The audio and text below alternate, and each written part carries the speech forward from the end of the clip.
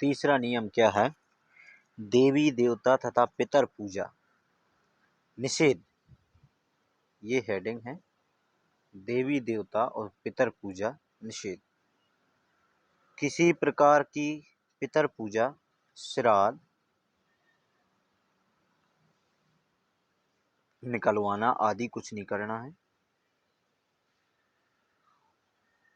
भगवान श्री कृष्ण जी ने भी इन पितरों की व भूतों की पूजा करने से साफ मना किया है। गीता अध्याय 9 श्लोक 25 में कहा है कि यान्ति देवृताः देवान् पितरान् यान्ति पितृव्रताः भूतानि यान्ति भूतेज्यः मधाजिनापि माम् मध्यजिना अपि माम्।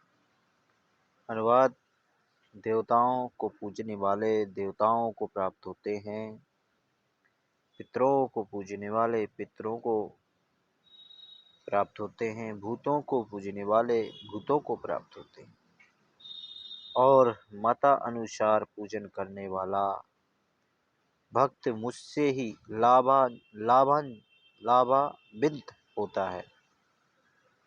संत गरीबदास जी महाराज जी और कबीर परमेश्वर जी कहते हैं कि गरीब भूत रमे सो भूत है, देव रमे सो देव, राम रमे सो राम है, सुनो सकल सुरभेव। इसलिए उस पूर्ण परमात्मा परमेश्वर की भक्ति करो जिससे पूर्ण मुक्ति होवे। वह परमात्मा पूर्ण ब्रह्म सतपुरुष सत कबीर है। इसी का प्रमाण गीता जी के श्लोक 18 अध्याय श्लोक 46 में 18 अध्याय श्लोक 46 में यथा प्रवर्ति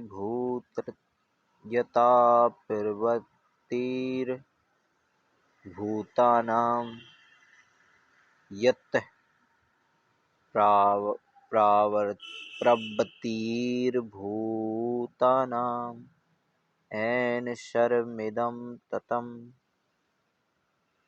स्वकर्मणा तमभ्याचार्य सिद्धिं विनन्ति मानवा।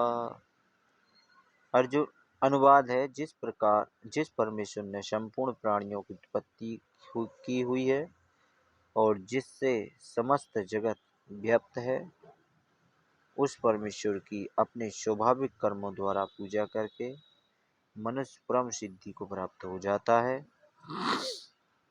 गीता 18 श्लोक 62 तमे शरणं गच्छ सर्वभावेन भारत तत्प्रसादात् परमां शान्तिं स्थानं पश्यसि शाश्वतम्। अनुवाद है, भारत वंशो भद्र अर्जुन, तू सर्वभाव से उस परमेश्वर की ही शरण में चला जा। उसकी कृपा से तू परम शांति को, अविनाशी स्थान को प्राप्त होगा। इधर है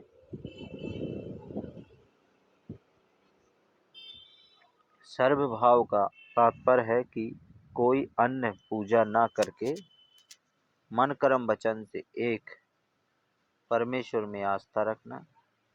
गीता अध्याय 8 श्लोक 22 में पुरुषः सा परा पार्थ भक्त्या लभस्तवन्नन्या लभ्य स्थन वन अन्यायन यातनाम यस्यन्तः स्थानी भूतानि एन सर्वमिदं ततम्। हे पार्थ अर्जुन, सर्व प्राणी जिसके अंतर्गत हैं और जिससे यह संपूर्ण संसार व्याप्त है, वह परम पुरुष परमात्मा तो अनन्य भक्ति से प्राप्त होने योग्य है। अनन्या लवस्तवन अनन्या। अनन्य भक्ति का भाव तात्पर्य है कि एक परमेश्वर पूर्ण ब्रह्म की भक्ति करना, दूसरे देवी देवताओं अर्थात तीनों गुण रजगुण ब्रह्मा, सतगुण विष्णु, तमगुण शिव जी की नहीं। गीता जी के अध्याय 15 श्लोक 1 से 4। अध्याय 15 श्लोक 1। ऊर्ध्वमूलम् अधः शाखम् अश्वत्थं प्राहुरव्ययम् छन्दांसि यस्य पर्णानि या तं वेद स वेदवित्। ऊपर को जड़ वाला, नीचे को शाखा वाला अविनाशी विस्तृत संसार रूपी पीपल का वृक्ष है, जिसके छोटे छोटे हिस्से या टहनियाँ पत्ते कहे हैं। उस संसार रूपी वृक्ष को जो इस प्रकार जानता है, वह पूर्ण ज्ञानी अर्थात तत्वदर्शी है। गीता अध्याय 15 श्लोक 2। आदिचा ऊर्ध्वं प्रशासता तस्य शाखा गुण प्रबला विषय परवाला अधचानामूलानि अनुसंतानि कर्मणो बंधनी मनुष्यलोके। उस वृक्ष की नीचे और ऊपर तीनों गुण ब्रह्मा, रजगुण ब्रह्मा, सतगुण विष्णु और तमगुण शिव जी रूपी फैली हुई विकार, काम, क्रोध, मोह, लोभ, अहंकार रूपी कोपल डाली ब्रह्मा विष्णु शिव ही जीव को कर्मों में बांधने की भी जड़ें अर्थात मूल कारण है। तब मनुष्य लोक, स्वर्ग, नरक लोक, पृथ्वी लोक में नीची 84 लाख योनियां में ऊपर व्यवस्थित किए हुए। गीता 15 श्लोक 3। ना रूपम अशेदा तथा उपलब्धन्ते न अंत न च आदि न च संप्रतिष्ठा अस्थाम इनम सुब्रूमूलम असंख्य शास्त्रेण दृढ़ छित्त्वा। इस रचना का ना शुरुआत तथा ना अंत है, ना वैसा स्वरूप पाया जाता है तथा यहाँ विचार काल में अर्थात मेरे द्वारा दिया जा रहा गीता ज्ञान में पूर्ण जानकारी मुझे भी नहीं है, क्योंकि सर्व ब्रह्मांड की रचना की अच्छी तरह स्थिति का मुझे भी ज्ञान नहीं। इस अच्छी तरह स्थायी स्थिति वाला मजबूत स्वरूप वाले निर्लेप तत्वज्ञान रूपी दृढ़ शस्त्र से अर्थात निर्मल तत्वज्ञान के द्वारा काटकर अर्थात निरंजन की भक्ति को क्षणिक जानकर। गीता अध्याय 15 श्लोक 4।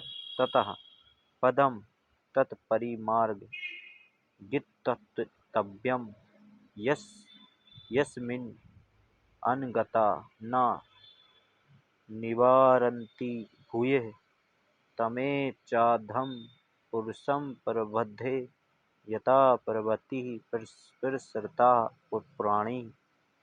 अनुवाद। उसके बाद उस परम पद परमात्मा की खोज करनी चाहिए, जिसको प्राप्त हुए मनुष्य फिर लौटकर संसार में नहीं आते और जिससे अनादि काल से चली आने वाली यह सृष्टि विस्तार को प्राप्त हुई है।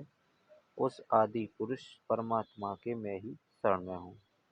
इस प्रकार स्वयं भगवान श्री कृष्ण ने इंद्र, जो देवी देवताओं का राजा है, की पूजा भी छुड़वाकर उस परमात्मा की भक्ति करने के लिए प्रेरणा दी थी, और जिस कारण उन्होंने गोवर्धन पर्वत को उठाकर इंद्र के कोप से ब्रजवासियों की रक्षा की।